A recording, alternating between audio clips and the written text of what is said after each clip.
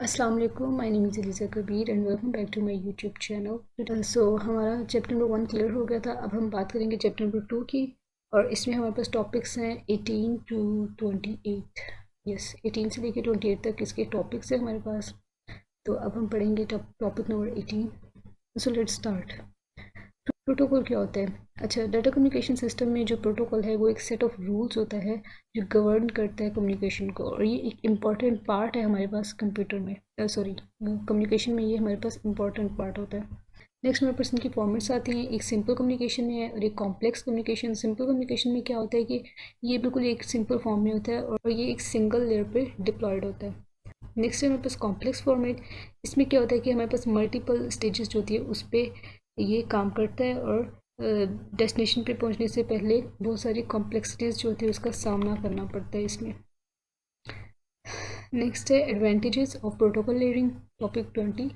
इसमें क्या है कि the performance of implementation is a manner in which that implementation is modularized into the host operating system. इसका पहला एडवांटेज क्या है कि जो हमारी इम्प्लीमेंटेशन होती है वो मॉड्यूलाइज्ड होती है होस्ट ऑपरेटिंग सिस्टम में। सेकंड में ये है कि जो ये अप्रोच होती है वो सेपरेट करती है सर्विसेज को फ्रॉम द इम्प्लीमेंटेशन मैकेनिज़्म से। और थर्ड ये है कि हमें पूरी मशीन के साथ मेस नहीं करना पड़ता। इसमें सिर्फ क्या होता है कि रिड्यूस्ड कॉम्प्लेक्सिटी होती है और जो रिड्यूस्ड कॉस्ट होता है इसमें। इसका डिसएडवांटेजेस कोई भी नहीं और इसका डिसएडवांटेज कोई भी नहीं है। नेक्स्ट हमारे पास प्रिंसिपल्स। इसमें हमारे पास दो बेसिक प्रिंसिपल्स होते हैं। एक है कि बाई डायरेक्शनल कम्युनिकेशन में क्या होता है कि सिस्टम लेयर परफॉर्म करते हैं टू अपोजिट टास्क को, एक ही डायरेक्शन में टू अपोजिट टास्क होते हैं। और सेकंड इसका हमारे पास क्या है प्रिंसिपल कि अगर हमारे पास लेयर्स हैं, डिफरेंट लेयर्स हैं, लेयर 1 है, 2 है या 3 है, उनकी बोथ एंड्स जो थी दैट शुड बी सेम।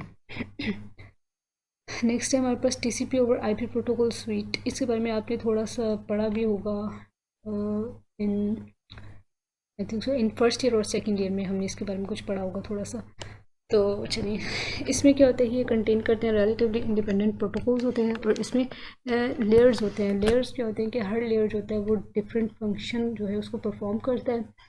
और इसमें ये होता है कि इट वाज प्रेजेंटेड इन 1973 में इसको प्रेजेंट किया गया था, और इसको चूज़ किया गया था as an official protocol suite of internet in 1983। Next हमारे पास इसके फंक्शन ऑफ लेयर्स हैं जो ईच लेयर परफॉर्म करते हैं डिफरेंट टास्क को। यहाँ पे हम उसको वन बाय वन देखेंगे। पहला है एप्लीकेशन लेयर। तो एप्लीकेशन लेयर में क्या होता है कि एक इमेजिनरी कनेक्शन होता है बिटवीन द एप्लीकेशन लेयर, उसके सोर्स पे और उसकी डेस्टिनेशन पे। उसका जो ऑब्जेक्ट है वो है message. For example HTTP hypertext transport protocol ये यूज़ होती है इस लेयर में जब हम लोग वर्ल्ड वाइड वेब को एक्सेस कर रहे हो। नेक्स्ट हमारे पास ट्रांसपोर्ट लेयर। ट्रांसपोर्ट लेयर में क्या होता है कि एप्लीकेशन प्रोवाइड्स डाटा और message to the transport, and transport layer then converts into segment.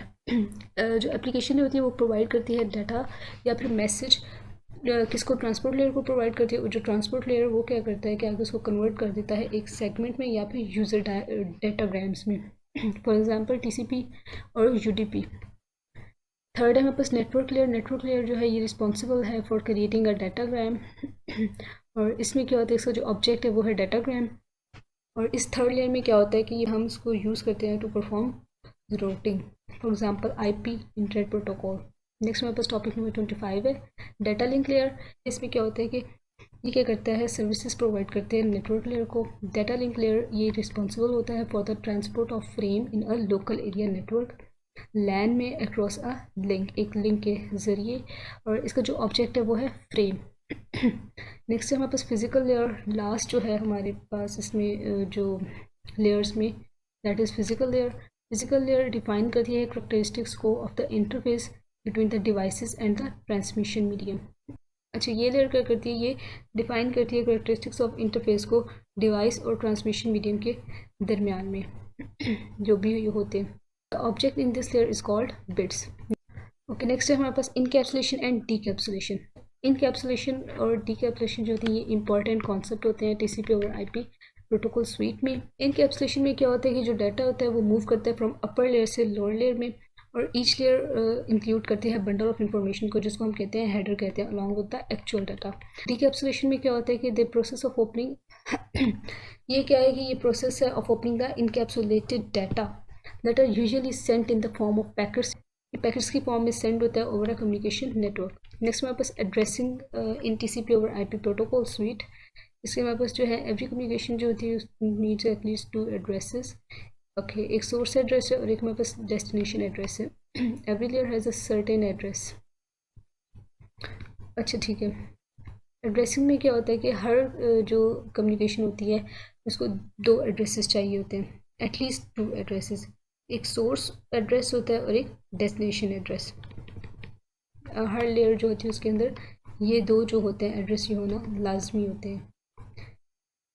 उसके बाद हमारे पास OSI मॉडल। ओके, ये हमारे पास क्या है कि it was given by the International Organization for Standardization. It was established in 1947। ये 1947 में इस्टेब्लिश हुआ था और ऊपर उसकी इतनी बड़ी जो है वो एब्रीवेशन है। इसको हमने पढ़ा था फर्स्ट ईयर में, हमने इसको पढ़ा हुआ है OSI मॉडल को। और ये कंसिस्ट करती है 7 सेपरेट बट रिलेटेड लेयर्स को, whereas application, presentation, session, transport, network, data link and physical layers. Next is lack of OSI model success. OSI model was not a successful model as compared to the TCP over IP protocol suite. ये जो थी, जो हमारे पास TCP over IP protocol suite जो था, ये ज़्यादा जो था सक्सेसफुल था as compared to OSI. 3 major reasons why TCP over IP is better than OSI model. OSI model से ये जो TCP और IP मॉडल था ये क्यों बेटर था, इसके 3 रीजंस हैं। एक पहला रीज़न ये है कि ये जब OSI मॉडल मार्केट में आया था तो ये एक मैच्योर्ड मॉडल बन गया हुआ था उस वक्त लोगों के लिए।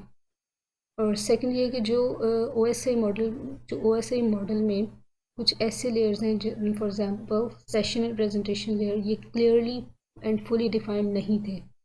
थर्ड ये है कि जो TCP और IP जो था उसकी परफॉर्मेंस जो थी वो ज़्यादा बेटर थी देन OSI मॉडल। नेक्स्ट मेरे पास लास्ट टॉपिक है, टॉपिक नंबर 28। इसमें क्या है कि data communication versus computer network. अच्छा, एप्लीकेशन, ट्रांसपोर्ट एंड नेटवर्क, ये डिस्कशन टॉपिक्स हैं in the course of computer networks. और जो हमारे पास लास्ट 2 हैं ये हमारे पास क्या है, ये भी डिस्कशन टॉपिक्स हैं and what happens behind these layers in data communication system. और इन टॉपिक को हम पहले पीछे डिटेल से इनको डिस्कस कर चुके हैं और उसको आप बिल्कुल देख लीजिएगा। Thanks for watching smart learning with Aliza Kabir.